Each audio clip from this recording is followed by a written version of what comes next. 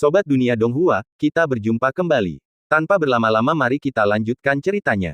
Selamat mendengarkan dan selamat berimajinasi. Kuil meteorit. Banyak tetua berdiri diam di kedua sisi, menunggu kedatangan mereka. Liu Runan dan putranya berlutut dengan gugup di jalur bintang aula. Jantung mereka berdebar kencang karena cemas, banjir penyesalan bergulung-gulung. Mereka merindukan Yi Feng untuk memasuki kuil dan berbagi rumah mereka. Penantian itu hanya sesaat, namun setiap momen terasa seperti selamanya. Hati mereka tersiksa, doa mereka tak henti-hentinya. Akhirnya, riak kekosongan berdesir di aula. Merasakan fluktuasi spasial, Liu Runan menutup matanya dengan pasrah, pikirannya diliputi oleh pikiran bahwa semuanya telah hilang. Semuanya telah berakhir. Kedua utusan bintang telah kembali, dan masalah itu telah selesai. Bahkan saat ia menutup mata dan menunggu takdirnya, para tetua di sekitarnya tersentak. His! Sebuah suara mengejutkan membuat Liu Runan membuka matanya karena terkejut. Ia menoleh ke belakang, hanya untuk melihat satu utusan bintang yang kembali, memegangi bahu kanannya yang patah dengan raut kesedihan dan kemarahan di wajahnya. Ini, Liu Runan tercengang. Ia tak pernah membayangkan akan seperti ini hasilnya. Bagaimana mungkin utusan bintang, yang memanggil seorang kultivator asing, menemui nasib seperti itu? Makhluk mengerikan apa yang ia temui? Seluruh ruangan dipenuhi keheranan. Di balik tirai manik-manik, suara Star-Lord yang bertanya bergema. Mengapa hanya kau yang kembali dengan luka parah? Apa yang terjadi? Utusan bintang berwajah pucat itu membungkuk memberi salam, giginya hampir menggertak saat ia melapor. Yang mulia, Star-Lord. Kami bersaudara diperintahkan oleh surga untuk memanggil kultivator asing itu. Siapa yang tahu dia begitu sombong? Dia mengandalkan kultivasinya yang tinggi untuk menyerang dan membunuh saudaraku, bahkan memutuskan lenganku. Jika aku tidak melepaskan teknik rahasiaku tepat waktu, kami akan kesulitan kembali ke kuil. Orang ini benar-benar terlalu arogan. Dia mengabaikan martabat kuil dan melakukan pembunuhan massal. Dia bahkan mengaku menunggu kedatangan penguasa bintang. Kami tidak kompeten dan telah mencemarkan nama baik kuil. Tolong, penguasa bintang, hukum kami. Wow, saat kata-kata ini diucapkan, seluruh ruangan menjadi gempar. Utusan bintang yang dulu maha kuasa telah kembali dengan kacau, mengejutkan semua tetua, ketenangan mereka yang biasa memudar. Seorang kultivator nakal berani membantai anggota istana ilahi, bahkan membunuh seorang utusan bintang, dan bahkan tidak menghormati penguasa bintang master. Ini belum pernah terjadi sebelumnya. Meskipun kultivasi pemuda ini luar biasa, keberaniannya juga tak tertandingi. Seluruh kerumunan ngeri dan dipenuhi amarah serta bisikan. Hanya Liu Runan dan putranya, setelah sesaat terkejut, yang merasakan kelegaan, bahkan secercah kegembiraan dan harapan rahasia. Astaga, kultivator asing itu begitu hebat, dia bahkan membunuh seorang utusan bintang. Untung saja dia tidak melakukannya lagi. Tapi perilaku sembrono seperti itu ditakdirkan untuk kehancuran, dan dia tidak akan pernah bisa memasuki istana ilahi lagi. Mungkin itu hal yang baik. Tuan Bintang Master akan secara pribadi memerintahkan penghancuran pencuri ini. Memikirkan hal ini, Liu Runan menahan kegembiraannya, berpura-pura sedih dan marah, lalu menunggu. Seperti yang dia duga, suara yang keluar dari balik tirai manik-manik itu memancarkan amarah yang tak terlihat dalam 1000 tahun. Beraninya kau, anak ini benar-benar kurang ajar. Melanggar perintahku saja sudah merupakan pelanggaran berat, tapi dia berani menyerang utusan bintang istana meteoriku. Sekalipun kultivasinya mengesankan, orang bodoh yang tidak tahu berterima kasih seperti itu tidak punya alasan untuk hidup. Saat suara itu dipenuhi amarah, kekuatan mengerikan menyapu kuil. Angin kencang bertiup, dan tekanannya luar biasa. Semua tetua mengangguk kaget, tidak berani mengucapkan sepatah kata pun. Bahkan gerbang abadi yang menakjubkan yang ditempa dari batu Gyokuno dengan mudah didorong terbuka oleh kekuatan seperti itu. Murka kuil akan mengakibatkan kematian sejuta orang. Menghadapi amukan yang belum pernah terjadi sebelumnya ini, seluruh istana meteorik, bahkan seluruh bintang kabut, akan terguncang hebat. Seorang kultivator biasa akan hancur menjadi abu. Dengan ini aku mengeluarkan perintah surgawi ini. Mulai hari ini dan seterusnya, semua anggota istana meteorit harus bergerak untuk membunuh orang ini dengan segala cara. Aku juga telah mengeluarkan perintah kematian, siapapun yang dapat membunuh orang ini akan menjadi tetua sekte dalam istana meteorit. Perintah surgawi Star-Lord bergema, mengirimkan gelombang kejut ke kerumunan. Bahkan seluruh kekuatan istana meteorit untuk membunuh seorang kultivator pengembara saja sudah merupakan kematian yang pasti. Jika perintah kematian dikeluarkan lagi, itu berarti tidak akan ada tempat bagi orang ini di Lansing. Perintah surgawi semacam ini belum pernah terjadi sebelumnya. Star-Lord benar-benar terharu. Kultivator pengembara ini sama sekali tidak memiliki peluang untuk bertahan hidup. Kerumunan dipenuhi dengan keterkejutan, keheningan yang mencekam. Liu Runan dan putranya juga ketakutan, namun kekhawatiran mereka sirna sepenuhnya, praktis berseri-seri karena sukacita. Meskipun mendapat kesempatan emas, orang itu telah menjadi sombong dan angkuh. Orang bodoh yang merugikan diri sendiri seperti itu tidak akan pernah hidup di dunia ini lagi. Mereka tidak perlu khawatir lagi. Pada saat itu, langkah kaki tiba-tiba bergema di depan gerbang kuil yang terbuka. Kemudian, sebuah suara malas dan asing bergema. Tidak perlu repot-repot, aku sudah di sini. Swiss. Semua tetua menoleh saat mendengar suara itu, menatap wajah yang tidak dikenal itu dengan bingung dan terkejut. Mereka saling memandang, hanya dengan takjub. Kuil itu adalah tempat yang begitu bergengsi, hanya tetua sekte dalam yang diizinkan masuk. Bagaimana mungkin orang asing tiba-tiba muncul di sini, mengucapkan kata-kata yang begitu aneh dan berani? Mungkinkah? Saat kecurigaan muncul, mata Liu Runan melebar. Apakah itu dia? Bahkan jika dia berubah menjadi abu, dia akan mengenali wajah Yi Feng. Dia tidak pernah membayangkan bahwa pria ini begitu berani. Dia tidak hanya membunuh para penguasa kuil satu demi satu, tetapi dia bahkan berani datang ke pintu ketika Tuan Bintang memberi perintah. Pria ini sangat arogan. Liu Runan bergegas melapor. Tuan Bintang, pencuri ini adalah kultivator asing. Tuan Utusan Bintang, putraku, dan semua rekan kami terbunuh oleh serangan diam-diamnya. Satu-satunya utusan bintang yang tersisa juga berbicara dengan cepat, wajahnya penuh kebencian. Tuan Bintang, pencuri ini. Tuduhan beruntun itu mengejutkan hadirin, dan semua tetua berbalik dan menatap. Tak seorang pun menyangka si pembunuh benar-benar muncul. Ini arogansi yang keterlaluan. Bahkan Star-Lord yang misterius pun meraung marah. Dasar orang gila yang lancang. Beraninya kau masuk tanpa izin ke istana ilahi. Kau benar-benar tidak tahu batas kemampuanmu sendiri. Karena kau mencari kematian, aku akan mengabulkan keinginanmu. Dihadapkan dengan tatapan seluruh hadirin, Yi Feng perlahan memasuki aula. Ia mengangkat pandangannya ke panggung giok 9 tingkat dan tersenyum. Kau benar, aku datang ke sini hari ini untuk mencari kematian. Kata-katanya mengejutkan seluruh ruangan. Sebelum ada yang sempat bereaksi, kata-katanya yang keterlaluan bergema di aula. Hari ini, aku berniat dipukuli sampai mati oleh kalian semua yang hadir, atau aku berniat membunuh kalian semua. Namun, aku selalu rendah hati, jadi aku akan memberimu kesempatan untuk menyerang lebih dulu. Jika kau tidak bisa membunuhku, aku akan membunuhmu, jadi lebih baik kau mengerahkan seluruh kemampuanmu, atau kau tidak akan mempertaruhkan nyawamu.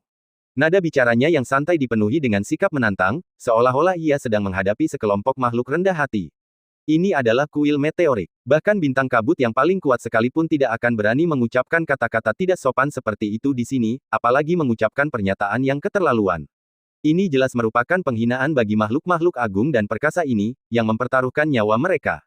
Gila, benar-benar gila. Terlepas dari alasan kepercayaan diri pria ini, para tetua yang hadir sangat marah. Brengsek, beraninya kau. Aku telah unggul selama ribuan tahun, bagaimana aku bisa menanggung penghinaan seperti itu?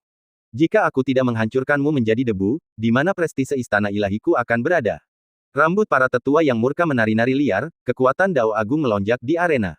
Melihat kerumunan yang dipenuhi kutukan dan pembunuhan, mata Yi Feng berbinar penuh harapan, akhirnya secerca antisipasi terbentuk.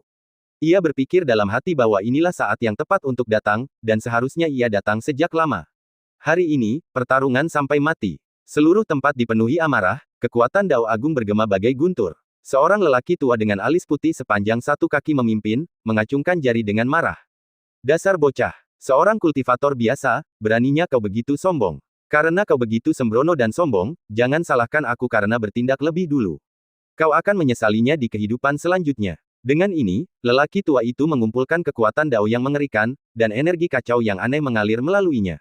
Semuanya berkumpul di ujung jarinya, berkilauan bagai bintang. Dengan suara gemuruh, aula itu bergema. Jari pemecah kehampaan surgawi yang sunyi. Seberkas cahaya menyilaukan terpancar dari ujung jarinya, dan kekuatan mengerikan menembus kekuatan Dao di aula, melintas bagai pelangi putih, mengejutkan seluruh hadirin.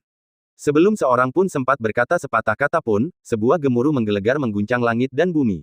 Bahkan kuil meteorit, yang dibangun oleh kekuatan Dao, tampak sedikit bergetar karena jari mengerikan itu, dan kekuatan Dao yang kaya itu berubah menjadi keruh. Gelombang energi melesat jauh ke angkasa, membelah awan. Sosok di balik pintu kuil itu diselimuti kehampaan, seakan larut menjadi asap dan debu. Pemandangan mengerikan itu membuat seluruh hadirin ngeri, dan banyak tetua menghela napas takjub. Namun beberapa saat kemudian, ekspresi semua orang tiba-tiba membeku. Bahkan lelaki tua beralis putih yang menyerang itu berdiri membeku dengan mata terbelalak, bahkan tak menarik kembali jari yang telah diulurkannya ke udara. Di tengah tatapan ngeri, sosok itu tetap diam tak bergerak. Tak terluka, seluruh hadirin tiba-tiba terdiam mencekam, mata mereka yang sayu hampir terbelalak.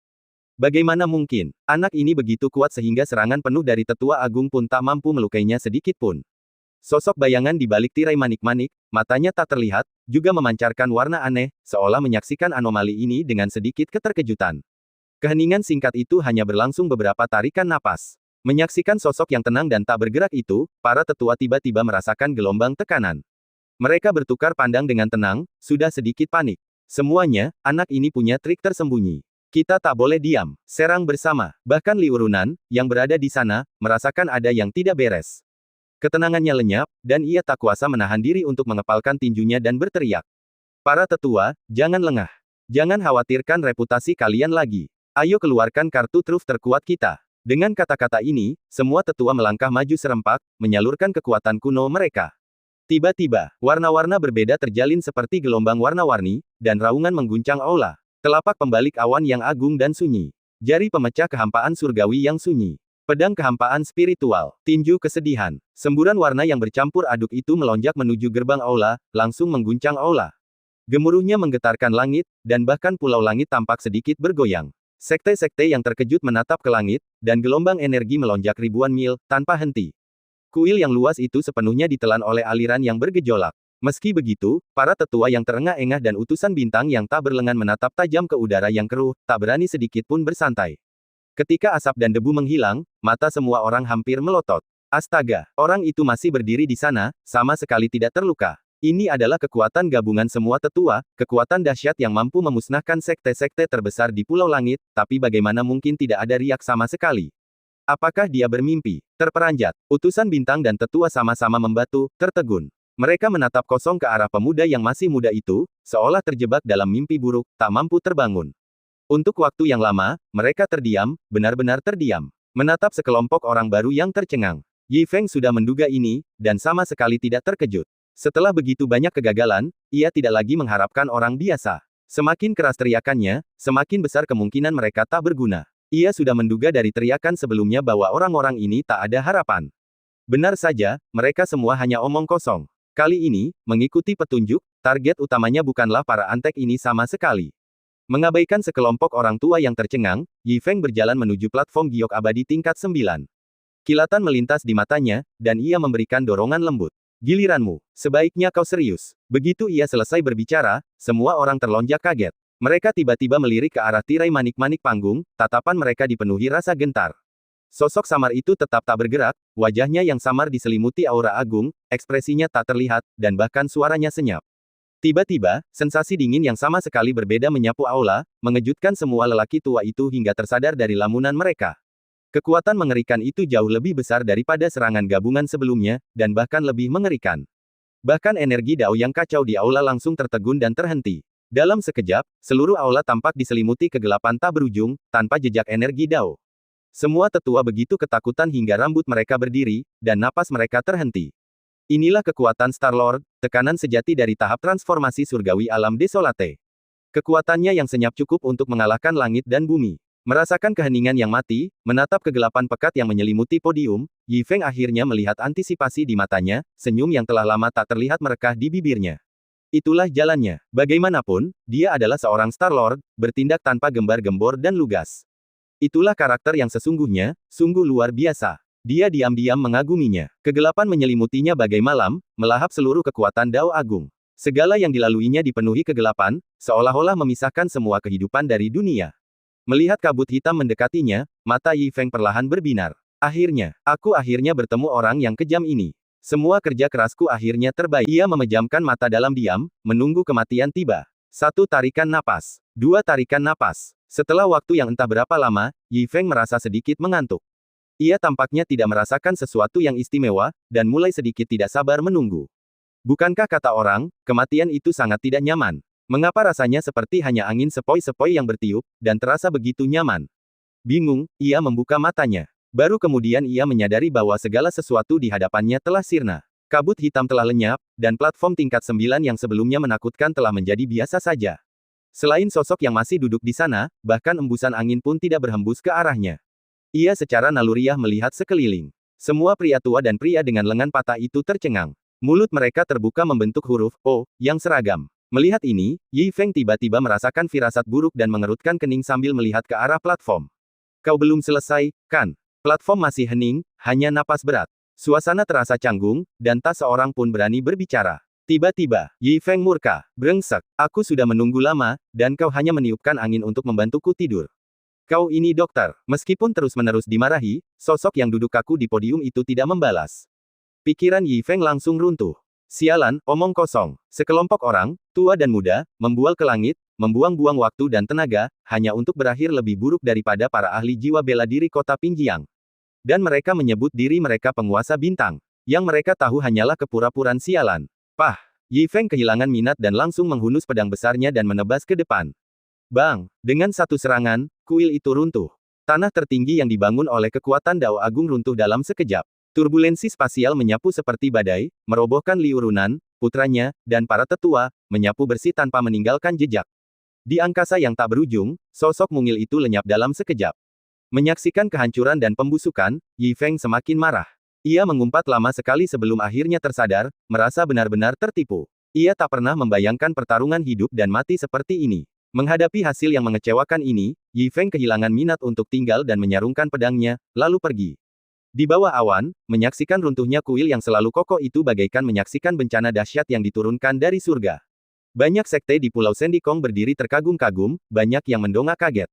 Hanya paman dan keponakan Dulin Ruowei, yang tak tahu banyak tentang situasi itu, yang tercengang, takjub bahwa senior Yi Feng benar-benar telah menyerang Star-Lord.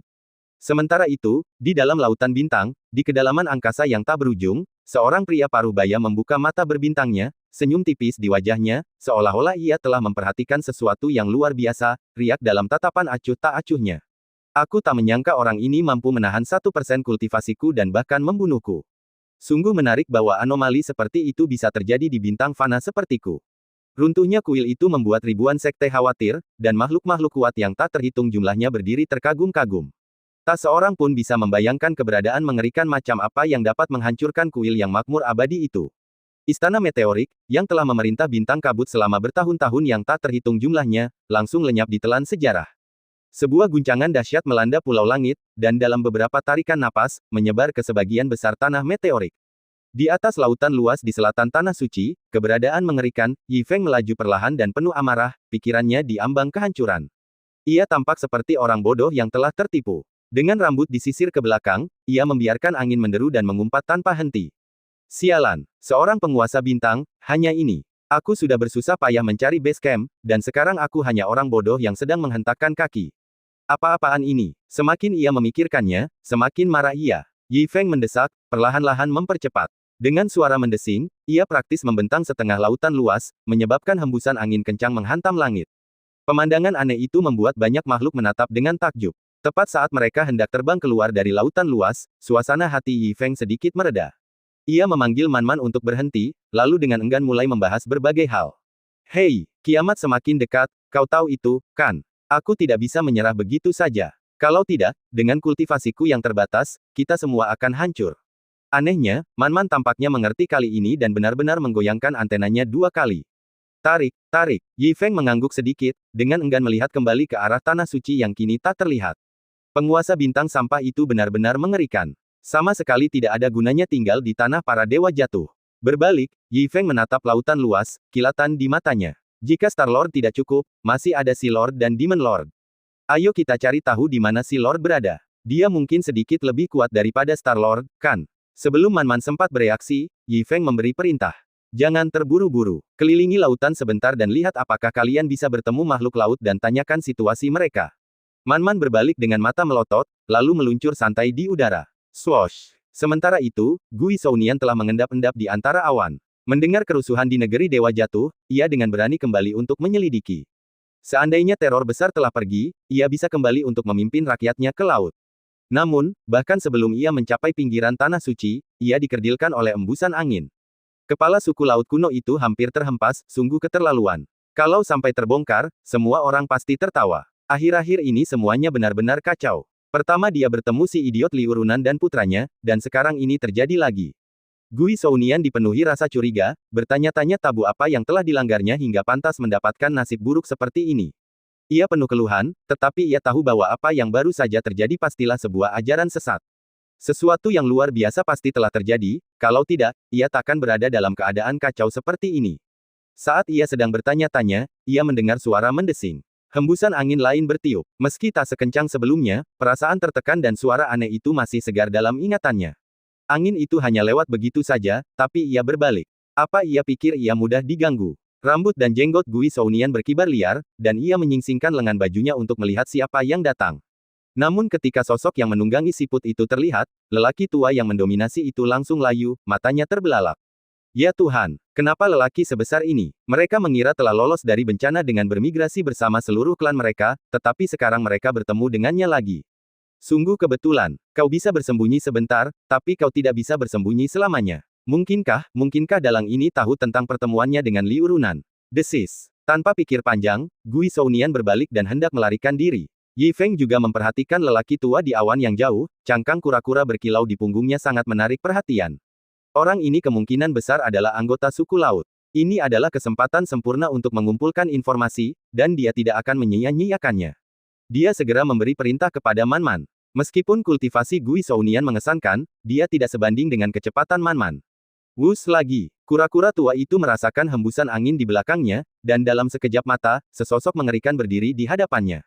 Dia menatap tak percaya, kakinya gemetar. Tanpa ragu sedikit pun, Gui Sounian bersujud di udara, erangannya berdebar ketakutan. Senior, maafkan aku, maafkan aku. Yi Feng bingung dengan permohonan belas kasihan lelaki tua itu yang tiba-tiba, seolah-olah ia akan menghadapi bencana dahsyat. Ia bukan makhluk yang menakutkan, jadi bagaimana mungkin ia begitu menakutkan? Setelah dibujuk berulang kali, lelaki tua itu akhirnya mengangkat kepalanya, setengah yakin. Lalu ia bertanya, apakah kau tahu di mana penguasa laut? Mendengar ini, Gui Sounian tiba-tiba bergidik. Astaga, orang besar ini benar-benar mengincar penguasa laut. Ia dipenuhi rasa terkejut, namun ia merasa lega telah lolos. Lagi pula, sosok kecil seperti dirinya tidak layak mendapatkan perhatiannya. Sepertinya itu hanya alarm palsu. Tanpa berpikir panjang, Gui Sounian mengangguk berulang kali sebagai salam. Aku tahu, aku akan segera membawa penguasa ke sana. Betapapun kuatnya ia sebelumnya, kini ia menahan diri, hanya berani menjawab dengan jujur. Bahkan gelar penguasa laut yang ia akui sendiri terasa seberat langit dan bumi, dan ia tak berani mengucapkan sepatah kata pun. Pada saat ini, dia tahu dari lubuk hatinya bahwa gelar ini adalah gelar yang mematikan. Dia tidak pantas mendapatkannya. Jika ada orang lain yang mengatakan dia adalah penguasa laut, dia akan melawan mereka sampai mati.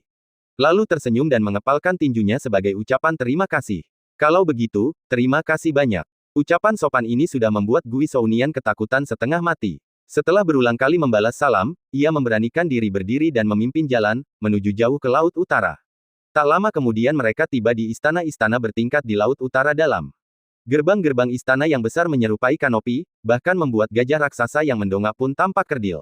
Yi Feng dan Zhou Nianian, yang dipimpinnya, mendekat dengan kagum dan gembira, wajah mereka dipenuhi keterkejutan. Apakah ini kediaman penguasa laut? Betapa megahnya. Kura-kura Zhou Nian membungkuk berulang kali, memperkenalkan tempat itu sambil tersenyum. Yang mulia, saya mengerti. Ini telah menjadi kediaman para penguasa laut berturut-turut. Gerbang abadi ini ditempa dari es abadi, membuatnya tak terhancurkan. Laut dalam Laut Utara ini awalnya milik penguasa laut sebelumnya, sebuah situs suci klan Kun. Setelah puluhan ribu tahun pembangunan, barulah tempat ini diwariskan kepada penguasa laut saat ini, sehingga menjadi semakin megah, tak diragukan lagi menyaingi kuil meteorit. Perkenalan Yi Feng yang penuh kesombongan menarik minatnya. Setelah berterima kasih lagi dan melihat lelaki tua itu membalas salamnya, Yi Feng tak punya pilihan selain pamit dan mengusir kura-kura baik hati itu, agar tak ada orang tak bersalah yang terluka dalam pertempuran berikutnya. Ketika tak ada seorang pun di sekitar, Yi Feng akhirnya bangkit dan berteriak ke arah gerbang raksasa. Aku Yi Feng. Kudengar kultivasi penguasa laut luar biasa, prajurit terkuat di dunia, jadi aku datang ke sini hanya untuk bertarung. Kuharap kau mengizinkanku. Suaranya menggelegar, tetapi tak ada jawaban. Yi Feng bingung. Rasanya tak masuk akal jika penguasa laut yang bermartabat itu bahkan tidak menunjukkan amarah ketika seseorang mengetuk pintunya. Tak berdaya, ia terus menantangnya. Anehnya, gerbang raksasa itu tetap tenang, tak bergeming. Ini sungguh memalukan. Ia telah mempertimbangkan segala kemungkinan, tetapi ia tak menyangka akan mampu membuka pintu itu. Yi Feng, tak sabar, menggertakkan gigi dan mengepalkan tinjunya. Aku sangat ingin bertarung, maafkan aku karena menyinggungmu. Menatap gerbang raksasa legendaris yang tak terhancurkan itu, Yi Feng, yang putus asa mencari kematian, mengabaikan semua formalitas. Ia menghunus pedang besarnya dan menebas. Krak, dengan suara nyaring, gerbang raksasa itu runtuh. Getarannya membuat laut dalam bergelora, ombak menghantam mereka. Yi Feng tertegun. Bukankah seharusnya tak terhancurkan? Ia juga mulai menyimpan keraguan tentang penguasa laut, yang belum pernah ia temui. Namun, ia telah menyinggung dan menyerang. Sekalipun tak ada dendam, tak ada jalan kembali. Ia tak punya pilihan selain menerima kenyataan pahit dan masuk, dengan pedang di tangan. Namun setelah lama mencari, istana Raja Laut kosong. Tak ada satupun tokoh berpengaruh, bahkan seorang tukang pun tak terlihat. Hanya Yi Feng dan Man Man yang saling menatap tak percaya. Apa-apaan, mereka benar-benar pindah. Sementara itu, jauh di kota modern Yunxing, berkat kerja keras para pekerja konstruksi dan dedikasi petugas kebersihan, kota itu telah menjadi tempat modern yang terawat baik, dengan fasilitas publik yang lengkap. Para lansia menikmati keindahan kehidupan modern, dan wajah para penduduk Pulau Bayangan dipenuhi kebahagiaan dan kejayaan.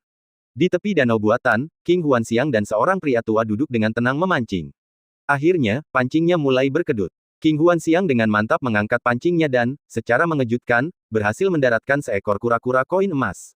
Ia berseri-seri kegirangan, ekspresi puas. Aku benar-benar beruntung hari ini. Akhirnya aku mendapatkan tangkapan besar. Saat ia selesai berbicara, seorang pria tua di dekatnya menoleh.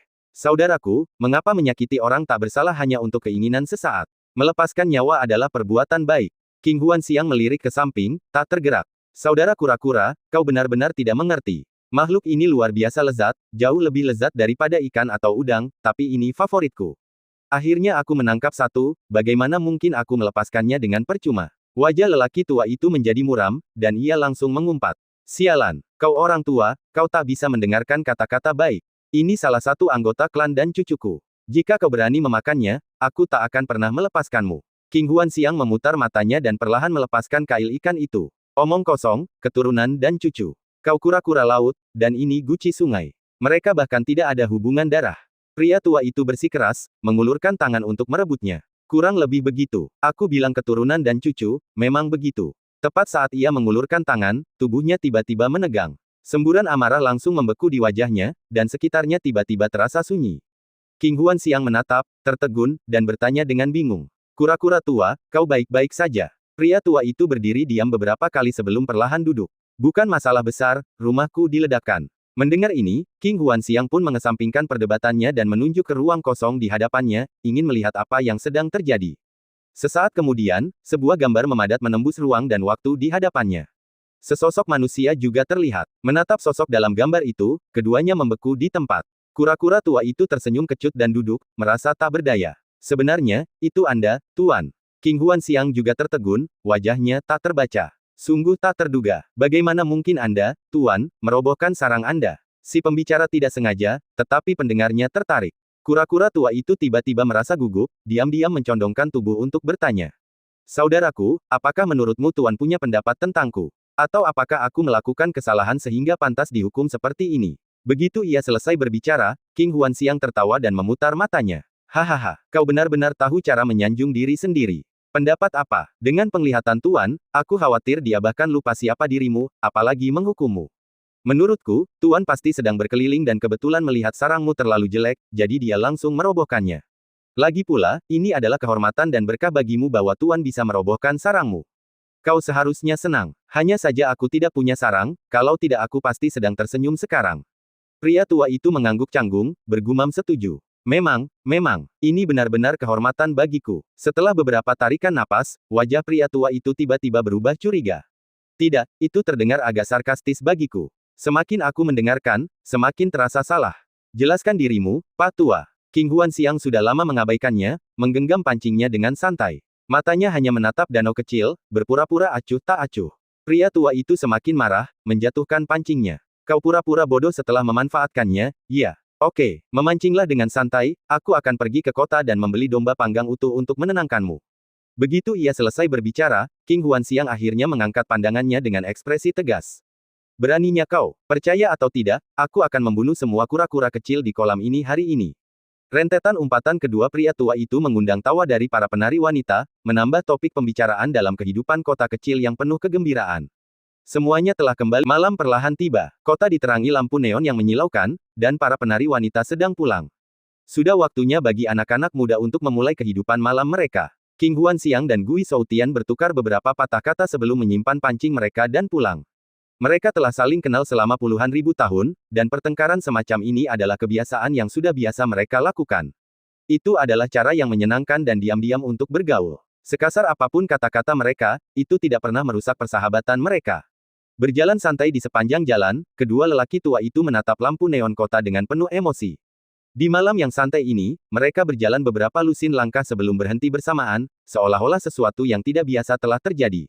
Mata King Huanxiang menjadi gelap, dan ia berbalik pelan. Apakah kau menerima pesan dari Nangong Yifang? Gui Shoutian mengangguk sedikit, dengan tatapan kesal di matanya. Ya, aku juga. Orang tua ini telah turun ke Lansing dan menggantikan penguasa bintang selama puluhan ribu tahun.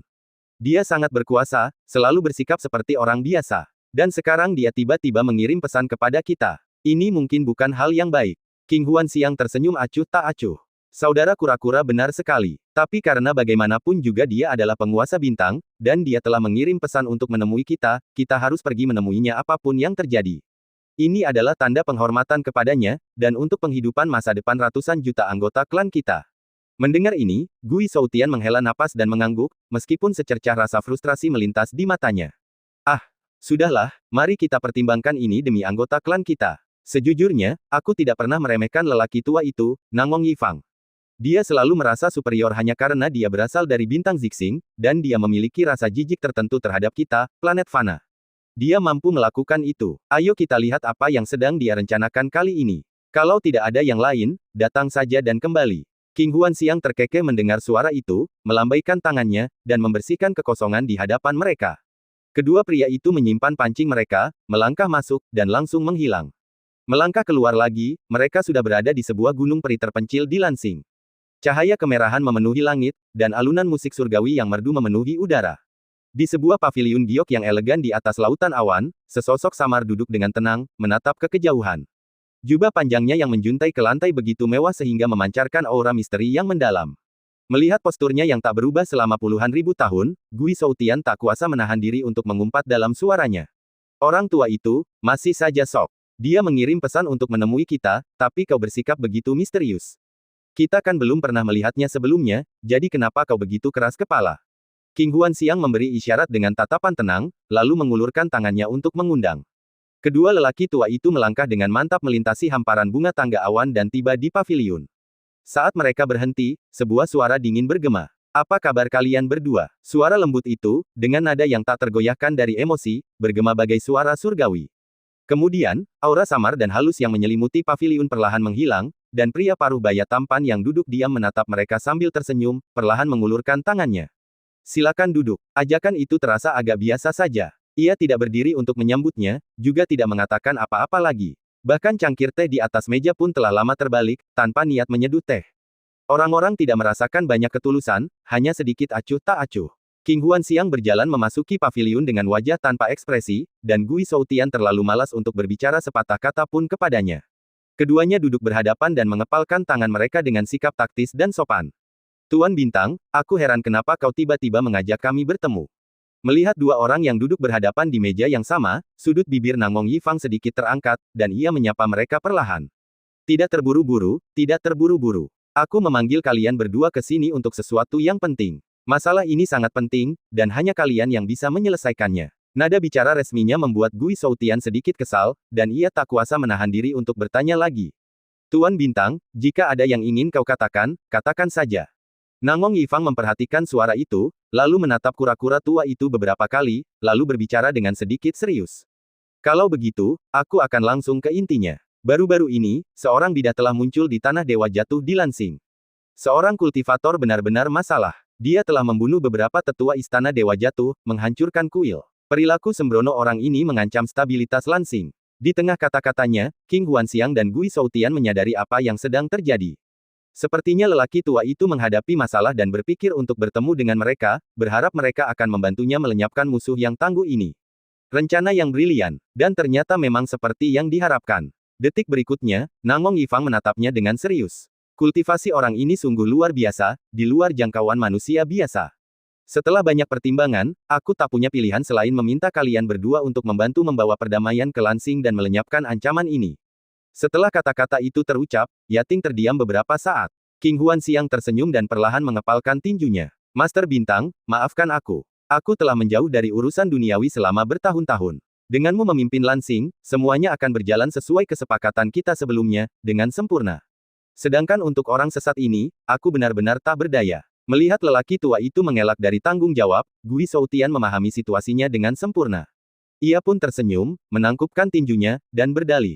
Hehe, Star Master, kau bercanda. Aku sudah tua dan lemah, dan tak lagi seberani dulu. Aku telah mengasingkan diri selama puluhan ribu tahun, dan semua orang tahu ini. Beraninya aku menghadapi musuh asing tanpa mempertimbangkan kemampuanku sendiri. Keduanya bukan orang yang mudah ditipu, dan tak akan pernah dijadikan pion. Nangong Yifang telah makmur selama puluhan ribu tahun, tetapi mengharapkan mereka menyelesaikan masalah adalah tindakan bodoh. Setelah serangkaian alasan, kedua pria itu berdiri bersamaan, bahkan tanpa bertatapan mata. Kami tak berdaya, dan kami harap Star Master memaafkan kami. Kami pamit. Begitu selesai berbicara, ekspresi wajah Nangong Yifang langsung berubah muram. Ia mengangkat pandangannya dengan dingin, menatap tajam hanya beberapa tarikan napas, lalu, ketika ia berbicara lagi, aura kekuatannya sudah terpancar. Tunggu, hanya dua kata singkat, yang membawa kekuatan luar biasa ke wajahnya. Ada sedikit amarah yang jelas dalam nadanya, dan suaranya jauh lebih berat. Ia tak lagi memiliki sikap tenang dan elegan seperti sebelumnya, dan sepertinya ia akan berubah menjadi bermusuhan. Sebelum keduanya sempat berkata apa-apa, ia melontarkan pertanyaan yang dalam. Kalian berdua, meskipun kalian setara denganku, dan kita telah lama sepakat bahwa ketiga klan akan berdiri berdampingan dan tidak saling mengganggu, jangan lupa bahwa aku adalah penguasa bintang yang ditunjuk oleh Zixing, dan aku memiliki hak penuh atas Lansing. Bahkan jika kau adalah penguasa iblis atau penguasa laut, kau tak bisa mengabaikan kata-kataku, kan? Situasi di Lansing sedang kritis sekarang, dan aku telah memanggil kalian untuk bertemu. Kau tahu ini dan harus melayani kepentingan Lansing. Jika kau mengabaikan tugas penting ini, kau harus mempertimbangkan konsekuensinya. Ia mulai menindas orang lain dengan kekuatannya, kata-katanya penuh dengan kesombongan dan superioritas. Dasar birokrat, dia benar-benar berpikir latar belakangnya hanya omong kosong. Bahkan setelah lama tidak bertemu, ia masih memiliki aura yang menyebalkan ini. Siapapun yang pemarah tidak tahan dengan sikap merendahkan seperti itu. King Huanxiang tidak repot-repot bersikap sopan lagi, melainkan tersenyum dan berbicara dengan tangan di belakang punggungnya. Hehe, penguasa bintang secara alami memiliki kelahiran yang luar biasa dan kultivasinya jauh melampaui kami, tetapi Anda adalah penguasa Lansing. Bukankah seharusnya masalah ini ditangani oleh Anda? Dari segi kultivasi dan latar belakang, Anda jauh melampaui kami. Dan dengan dukungan tokoh-tokoh besar Zixing, akan mudah bagi Anda untuk berurusan dengan seorang kultivator kecil. Mengapa kami, orang-orang tua, harus menghalangi? Ketegasan yang tiba-tiba itu tidak terduga. Namun ada beberapa kebenaran di dalamnya, dan sulit untuk disangkal. Wajah Nangong Yifang semakin muram mendengar ini, dan ia hanya bisa mengumpulkan beberapa alasan resmi. Saya tidak dapat mengambil tindakan sekarang. Aku punya kesulitanku sendiri. Kau tak perlu bertanya. Aku tak bisa memberitahumu ini. Kalau bukan karena ini, aku tak akan memanggil kalian berdua. Apapun yang terjadi, kalian harus menghabisi orang ini. Tak bisa bertindak. Hehe, dia memang terbiasa bersikap angkuh dan berkuasa, selalu berpikir untuk memerintah orang lain agar dia bisa menikmati kejayaan dan menyerahkan semua pekerjaan kotor kepada orang lain. Jika aku punya waktu untuk menjadi anak buahnya, bukankah menyenangkan kembali ke Pulau Bayangan dan memancing? Di Pulau Bayangan, Star-Lord tak berarti apa-apa. King Huanxiang terlalu malas untuk mengatakan apapun, karena sudah melihat semuanya. Gui Shoutian bahkan lebih belak-belakan, menolak untuk berbicara saat itu juga. Master Bintang, kami tidak berdaya untuk membantu Anda dalam masalah ini. Kami mengucapkan selamat tinggal. Saat kedua pria itu berbalik untuk pergi, wajah Nangong Yifang memucat. Ia akhirnya membanting meja dan berdiri, melepaskan amarah yang menggelegar. Bajingan, dengan situasi kritis seperti ini, bagaimana bisa kalian pergi begitu saja? Kedua pria tua itu berhenti ketika kutukan itu terdengar. Mereka perlahan berbalik, tatapan dingin di mata mereka. Nangong Yifang sangat marah, benar-benar melepaskan kepura-puraan ketenangannya. Ia membanting meja dan berdiri dengan sikap angkuh. Beraninya kau, kalian mungkin penguasa dua suku, tetapi kalian juga harus tahu bahwa selalu ada kekuatan yang lebih tinggi. Aku dari Zixing, diberkati dengan takdir, dan kultivasiku jauh melampaui jangkauan kalian, penduduk asli Lansing. Hari ini, kalian berani menentang otoritas surga. Kalian benar-benar pemberontak. Jika aku tidak memberimu pelajaran, kalian tidak akan lagi menghormati para penguasa Zixing. King Huanxiang dan Gui Shoutian menyaksikan pemandangan ini dengan jijik yang dingin. Dulu, mereka memang bukan tandingan Master Bintang ini, dan mereka telah menanggungnya demi kebaikan yang lebih besar. Tapi sekarang, menyaksikan Star-Lord, yang dilindungi oleh yang disebut Sub-Bintang Agung, meluapkan amarah, mereka tidak merasakan apapun, tidak ada amarah sama sekali, hanya geli. Keagungan dan kultivasi mereka yang dulu mengagumkan, bahkan latar belakang mereka yang tak terduga, kini tampak seperti lelucon kekanak-kanakan, bodoh, dan dangkal. Bahkan sikap lancang mereka pun seperti badut, tak lagi berbobot. Ia menyaksikan amukan Star-Lord dengan acuh tak acuh, mengerahkan seluruh kultivasinya. Mata King Huanxiang tenang, kesabarannya yang sebelumnya hilang. Gui Shoutian merasa seperti sedang menyaksikan kepura-puraan anak kecil, dan hanya bisa mendesah frustrasi. Nangong Yifang tetap tak menyadari, tenggelam dalam superioritas yang telah lama ia pegang. Ia terus mengerahkan kultivasinya yang tak tertandingi, aura gelap menekannya. Tekanan mengerikan itu mengaburkan awan kemerahan di sekitarnya, seketika membalikkan siang dan malam. Dengan gerakan ini, semua makhluk hidup akan musnah. Tepat saat matanya berkilat dingin, King Huan Xiang perlahan melambaikan lengan bajunya yang panjang, tanpa gerakan lain, dan dunia kembali jernih, tanpa jejak warna aneh. Wosh! Angin sepoi-sepoi bertiup. Nangong Yifang berdiri di sana tak percaya. Serangan kuatnya begitu mudah dinetralkan.